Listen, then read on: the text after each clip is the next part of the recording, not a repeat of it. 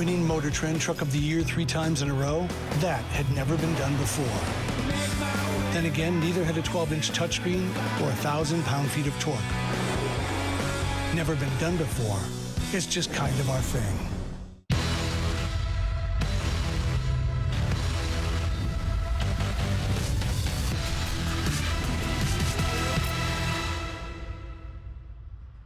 Flames TV live at the Intermission, brought to you by Ram Truck, winner of Motor Trend Truck of the Year for the 3rd year in a row. Brendan Parker, happy to be back, joined by Matt Stajan here at the Scotiabank Saddledome, and much different period from what we saw on Saturday night. It's the Canucks that leave the first 20 minutes with a 1-0 lead, but kind of all over the Calgary Flames in that first period. Yeah, they came out wanting it, that's for sure. Obviously, they weren't happy with the way last game went, and they came out firing. So, you know, these games are interesting because there's no crowd, there's no, you know, the Flames got to find something to kind of build off of it and get some momentum. They get a late power play going to the second, so hopefully they can get things going, and good thing Markstrom came to play because he was outstanding. Yeah, 15 saves on 16 shots in that first period, but to your point, everybody was well aware of that fact. They talked about it yesterday and today in that Calgary Flames locker room, expecting a much better Vancouver Canucks team. But how do you turn the tide? Because that's another thing that you got to generate that emotion from your bench. Yeah, you got to find a way, and I'm sure, you know, getting the intermission, they'll talk about it.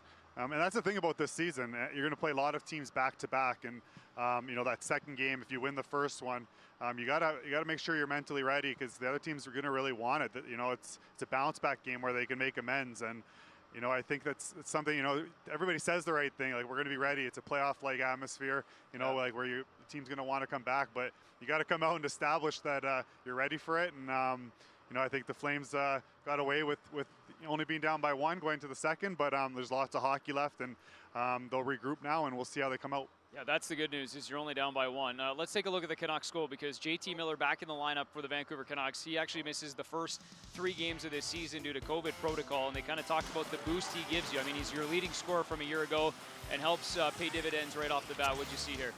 Yeah, well, he's obviously one of their best all-around players, and you could just see the enthusiasm with the guys he's playing with. He makes guys around him better, and great job by Virtanen here, you know, showing some confidence, carrying the puck into the zone, and it's the theme of the night so far in the first period is Vancouver wants to get pucks at the net. They know it's not easy to beat that guy because they've had him for so many years, but you know, it's the shots you throw at the net where there's traffic that you're going to beat them. You know, they've had a lot of point-blank chances, partial breakaways where they haven't been able to beat Markstrom, but the ones he can't see or get tipped, they're going to go in, and that's what happened on that goal. Yeah, it doesn't look like it, but Miller does get the assist on there. Virtanen does a lot of the work, but that was maybe one of the more innocent shots. Jacob Markstrom, as we said, very busy in that first period, 15 saves. Again, kind of picked up where he left off in terms of what we saw Saturday night with his 32-save shutout.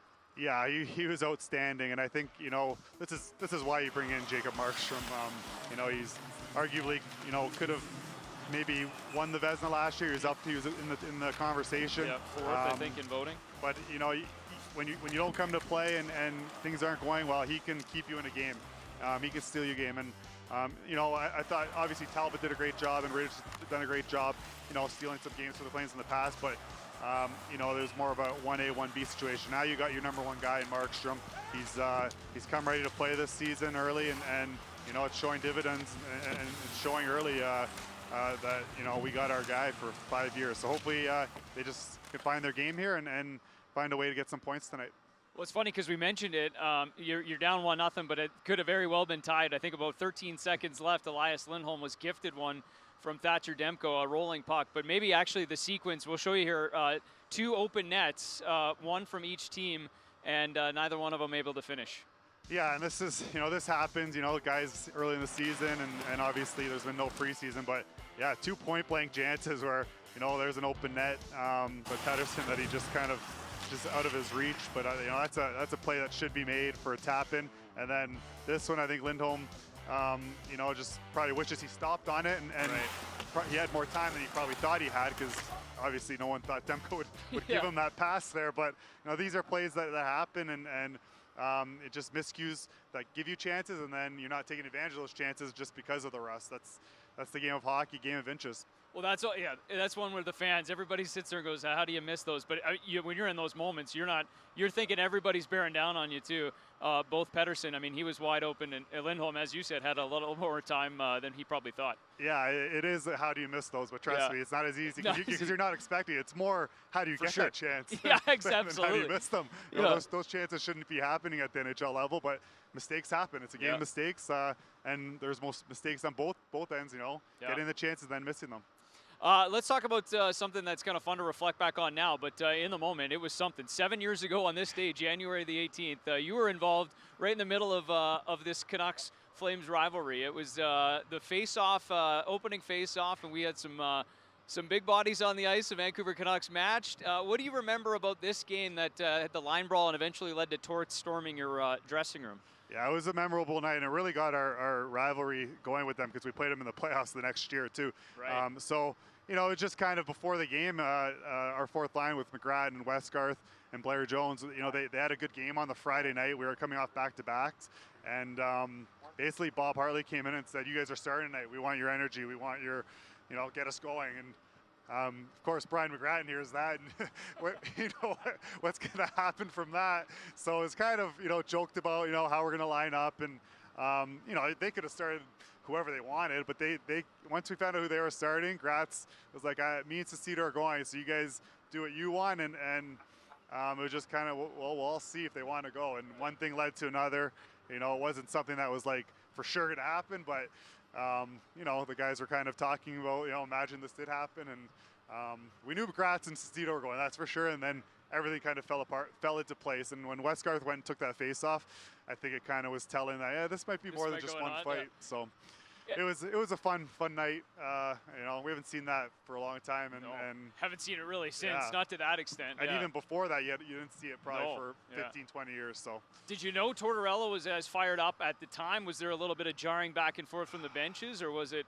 Oh, well, after it went down, like the talk between the benches, that's where all of us were that weren't on the ice. Yeah. It was Torts came right to the middle, know, between the benches, and was reaming out our coach, and you know, it got crazy. So it wasn't really surprising that, obviously it was surprised to see Torts come in our dressing room, but it doesn't surprise me that he did, knowing how hot he was about the situation. So much went into that. Even when we were in the hallway there, there's one angle. Bieksa, can we pull that up again? Just Bieksa actually pokes his head into and starts speaking. I think he's speaking like Joe Colbert or something. Yeah. So it could have got uglier if you know, a few guys, you know, do something. But it was a great memory, eh? Yeah, absolutely. I mean, it's fun to look back on. As I said, it's fun now, especially to look back on. But actually, McGrattan kind of plays peacekeeper here. So there's the hallway shot. We just freeze it. So right in the back there. So where are you on this, by the way? I'm there, right. You see me on the left, but like the back door there. Yeah, just to the left, right? That's their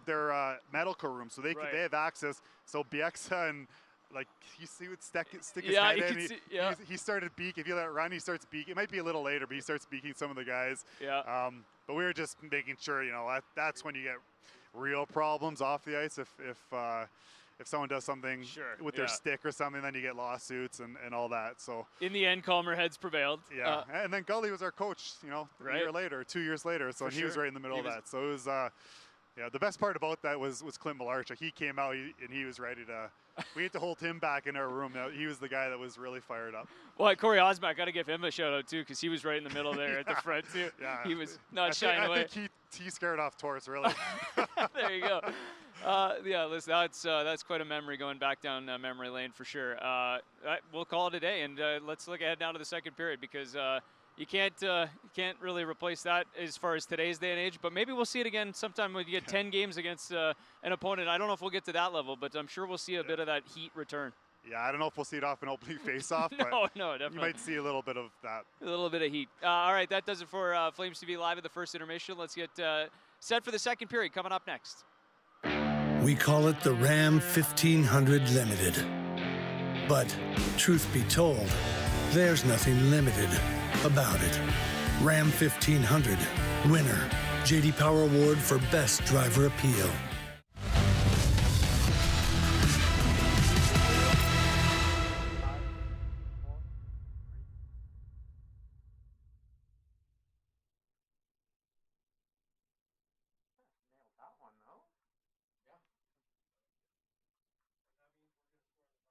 I think it does.